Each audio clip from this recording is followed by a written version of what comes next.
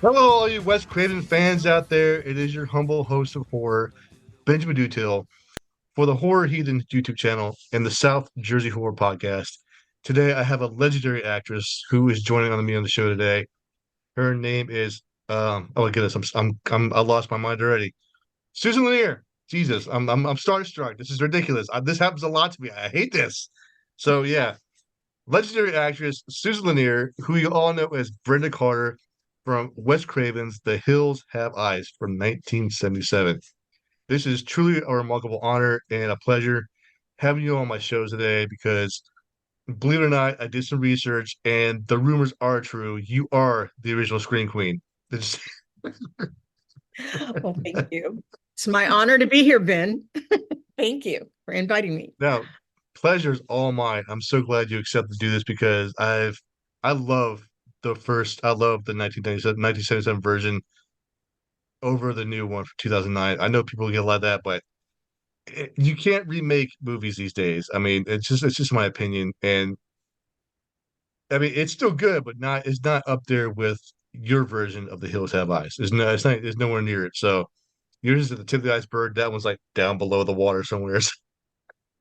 I kind of tend to agree, but maybe I'm a little biased. But I felt like there was a rawness in the original version of The Hills Have Eyes versus the more, tech. They used a lot of technology in the remake, and I think it really took away from the story, actually, because the story was a raw kind of based on a real family. And when you put in all the gimmicks and tricks and technology, it seems to, for me, it's sort of lost. I enjoyed it too, but it lost to me the reality of everything going on. You know. Absolutely, I agree 100%. I could not agree more. Hands down, Wes Craven's version from 1977 is a lot better. So, quick bio Also, on you from one. he Oh, didn't sorry. direct. I'm sorry, he didn't direct the remake, so that might have had Yeah. something to do with it as well. He Oh, yeah. he. Yeah. Wes Craven's vision is untouchable. So, no one can ever do what Wes Craven did. God rest his soul. So, it's just he had such a great vision for horror movies, and now it's gone. So, I don't think anyone could ever. I don't know.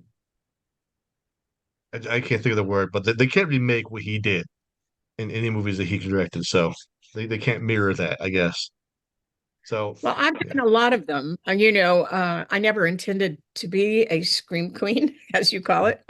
But I ended up going down that road because of The Hills Have Eyes. And I've certainly done enough horror. I also still really, my first love is comedy. And I find that I have to bring an element of comedy into the horror that I actually do.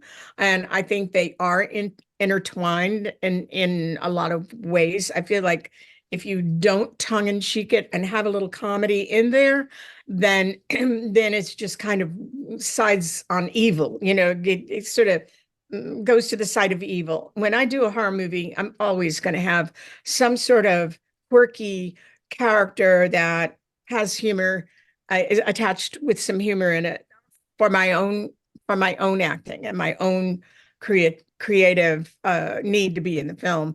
But I've done a number of horror movies, and Wes Craven certainly was, on top of that. That I mean, he was the best. absolutely, hands down, exactly. So you were born in Dallas, Texas. Um, you are most known for starring in The Hills Have Eyes. Welcome Back, Cotter, and Cut, which I've never seen, which I want to see now because I'm talking to you. I'm dying to see what it's like. So you performed everywhere from Broadway with Tacey Williams on the big screen, and you even started along John Travolta. How was that? I have to know what he's like in person. Well, he's really nice, and he's a lovely soul, and he wasn't as famous as he is now when I worked with him. So he was much, I haven't been in touch with him in many years. And so when I worked with him, he could not have been sweeter. And then, everything I read about him sometimes is kind of negative but I just think he's a lovely person. So, he was great to work with. And he's a real pro too. He's a triple threat. He can sing, he can dance, he can act. And, I studied voice, I sing, I dance, I act. And I think a lot of the younger people coming up think that the training is not important. And I think that John and I both are from the old school of training is imperative. Oh, absolutely. I'm 45 years old. I'm very observant when it comes to people acting in movies, and I can tell who actually put the work into it and who did not. So it's their body language for me. I read their body language. If I can tell it's like, okay, this person doesn't really give a shit what he's doing. So he's just there for the money. Yeah. Well, also, I think a lot of people coming up that haven't actually gotten into acting, but they want to be actors. I think a lot of people and fans and audiences think it looks easy. The it is not an easy job. It requires a lot of focus, memorization, time, knowing where your body is in relationship to where the other character is, and you might have to be talking to another actor or character in the film, and you're at an angle where you're just working with the actor, but the actor's not even there. He's in his trailer, and people can't see sometimes how really hard it is. It's technically difficult, besides just being talented as an actor. Yes. Yes. You hear that, people? Great sound advice from Susan Lanier. This is great. I hope you're listening and taking down notes because you're gonna write that down. You're gonna need it. I mean, I have an audition after we finish, and now we have choices of meeting with the casting directors on Zoom, occasionally in the room, but that kind of stopped with COVID. And now you have to also know how to work the camera, edit the clip of you don't want you're pushing the start button and the end button on your tape. So you got to edit it too. And so you have to, even to audition these days, you've got to be technically kind of savvy. Right, exactly. It's not what it used to be, you Oh, know.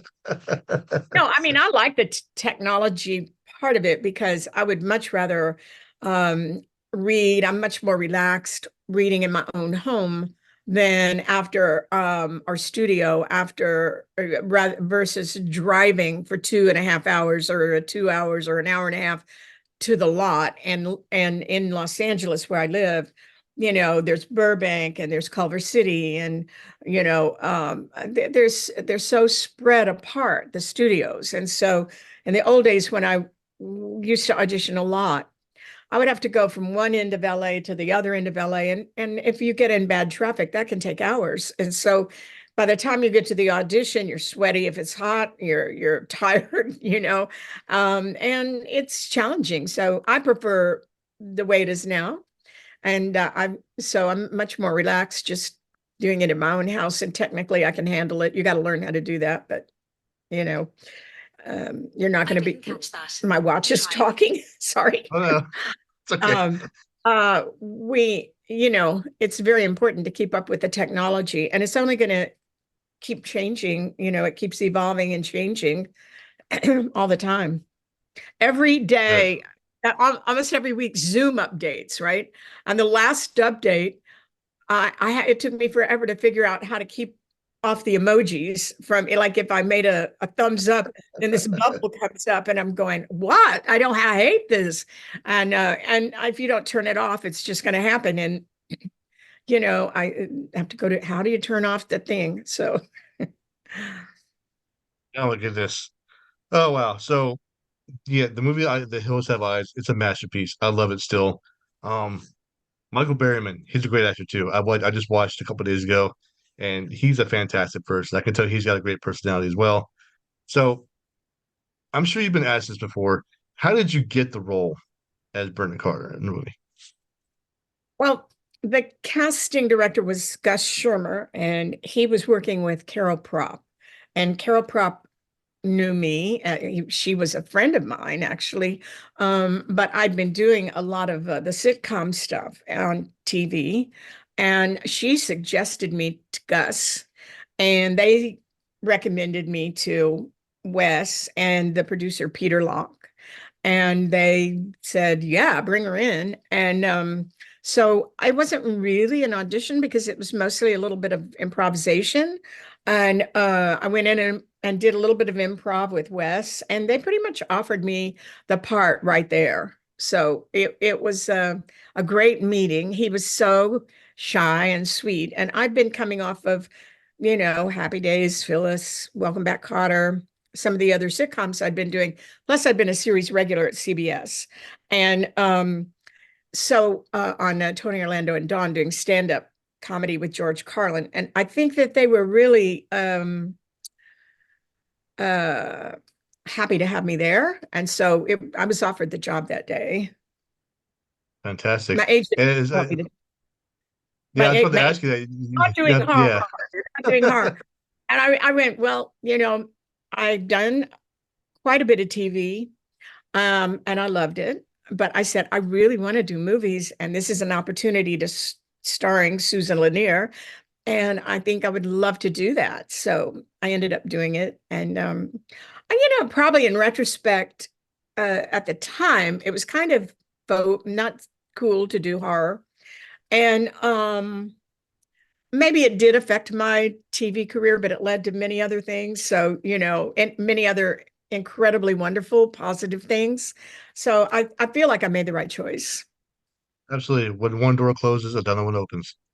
So Yeah. it's fantastic. So your agent tried to say no, but instead it had the opposite effect, and it did wonders for your career. And Yeah. And my personal life. It did wonders for my yes, personal life as well. I met my late husband from him having seen The Hills Have Eyes, and he already knew who I was, and it was an instant connection. And um, so we had a lot of years together, and I don't think that we would have met had I not done The Hills Have Eyes. So there you go. You never know. right. Anything's possible these days. So, um, any interesting moments on set that stuck with you, like almost 40 plus years later? So, is this something that you remember that was memorable for you on set? Well, I'm sure I've told this story. You may have heard the story. I'll never forget the scene in the trailer when the mother dies and she gets shot. And it was a low budget, and so they had not actually probably gotten union stunt people. I'm not sure about that, but about that fact. But at any rate, they were cutting a lot of corners, and they put a squib on her abdomen, and she hadn't worn a bra that day. And so when she bent over to get shot, her breast got in the way of the squib, which injured her, and she had to be rushed to the hospital. And that was her last. Virginia Vincent was her name, and she was a dear, dear, wonderful actress and person. And that was her last day on the set. So they had Oh, that's to horrible. Wow. we had to make dummies and different things to make it look like she was still in the movie. That's sad. But she's okay, right? I mean, Well, she passed away, but oh, well, she not from that. uh, Um, but yeah, I know she ended up being okay. I'm that's kind of scary for any actor, to yeah. be injured on set.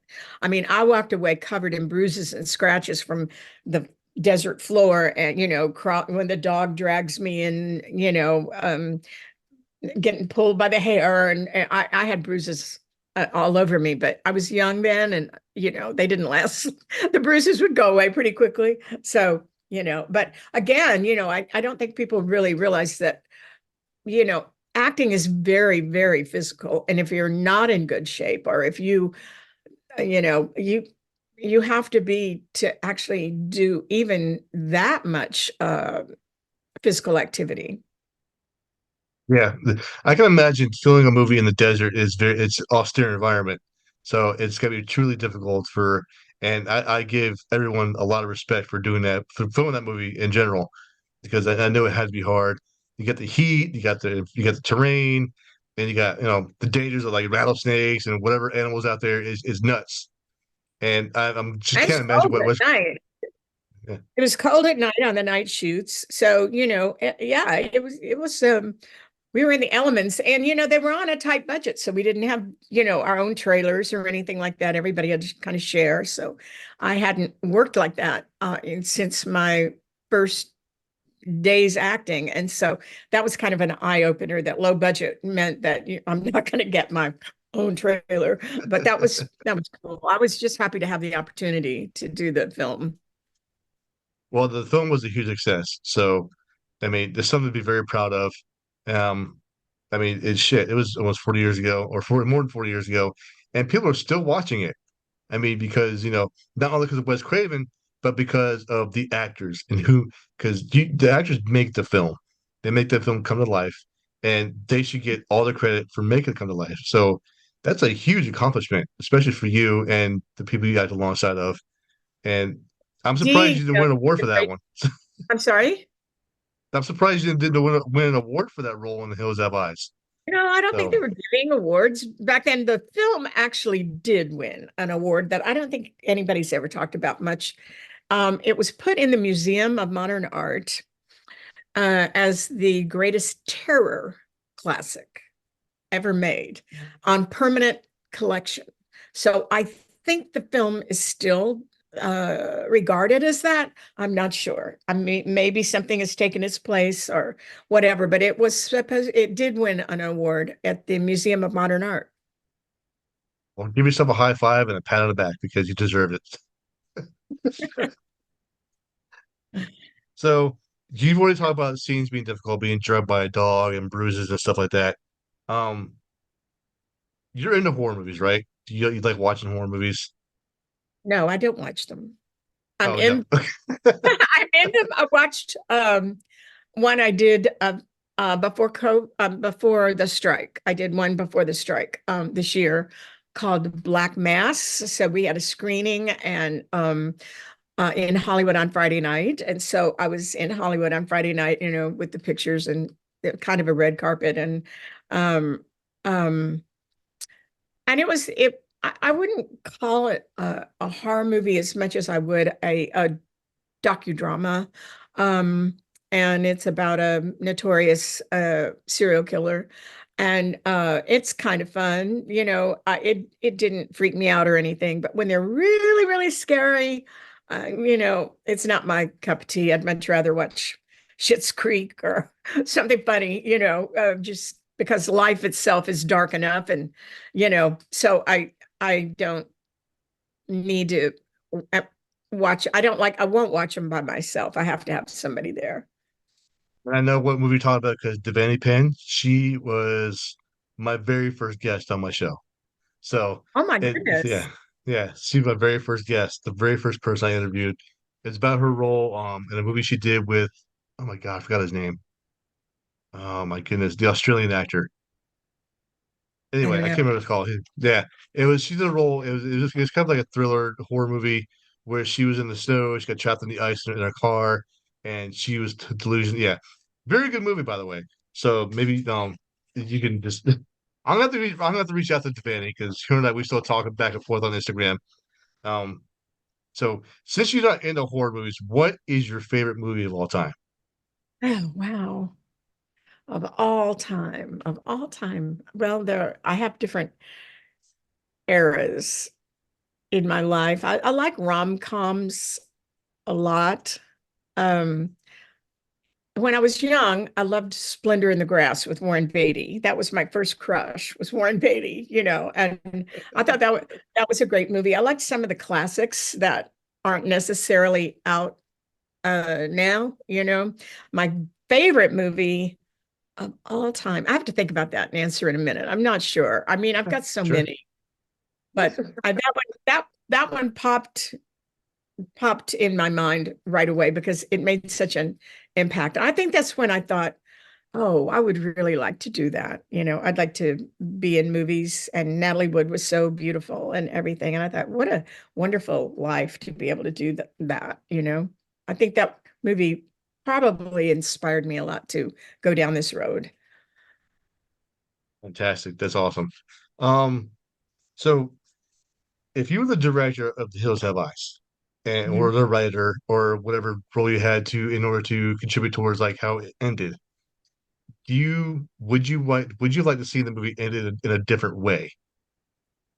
Well, I think they shot 4 or 5 endings. So I know that there were endings and they kept reshooting the ending. I think he didn't, a lot of the horror directors will start off with the premise and this basic story. And then we as actors, not just learn the lines that are written, but certainly improv the moment. It involves not just memorizing lines, but also improving. And I think that as it went on, they weren't quite sure how to end it. Um, I think it ended. There were different ones where we blow up the trailer and Bobby and I are there, and you think it's over, and then at the end, Ruby and the baby and the brother and Brenda and Bobby all live. Um, so there were a few politics going on, and I think they kept changing the ending regarding some of the politics of the movie, relationship issues, and so um, it ended fine. I think there are other versions you can actually probably that are out there with different endings, I have to check just that not out because they're marketed right now. Yeah. I have to check that. I didn't know there was 4 or 5 alternate endings. Wow. See, as a horror fanatic, I learn something new every day from people I talk to. So this is great. Yeah, they Okay, kept. so we're getting short on time here. So it was a quick 30 minutes. Oh my goodness. Um, you're starring in another horror movie that is currently in post-production called The Boatyard. Um, Mhm. are you allowed to talk about that movie and your role in that movie or no? Just under Yeah, wraps. I love my role in this movie. I play Martha, the bartender, and I'm actually a motorcycle mama, evil killer, and so I get to play the bad guy, not the victim, and that and in Black Mass, I play kind of a PTA like mom. I loved working with Devaney. She's a wonderful director too, and not only is she a good actress, she's also a great director.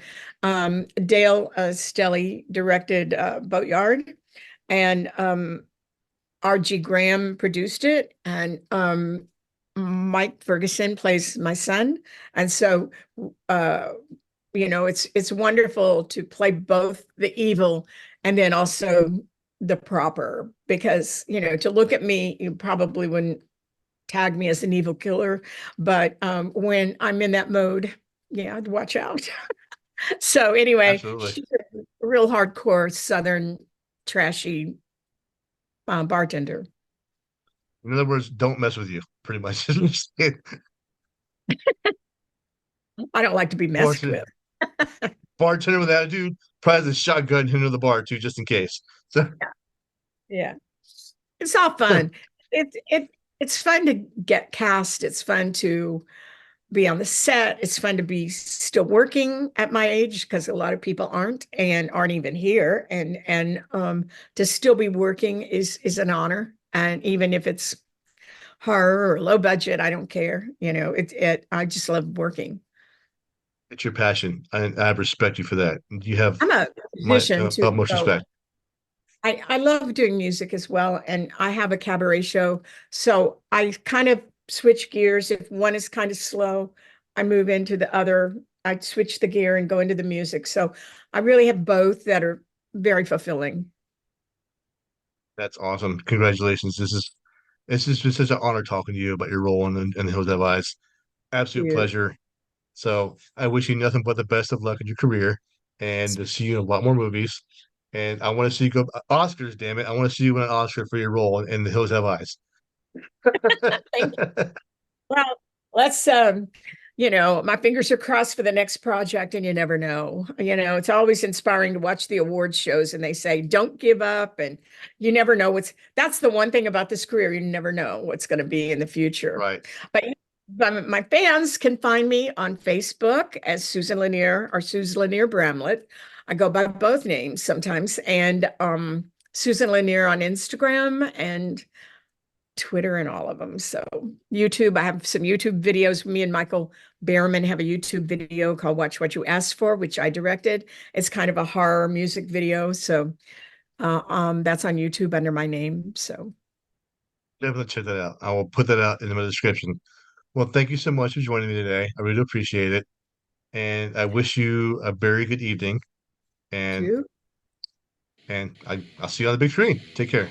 still morning here. Peace out. Thanks, Ben. My honor. Thank you.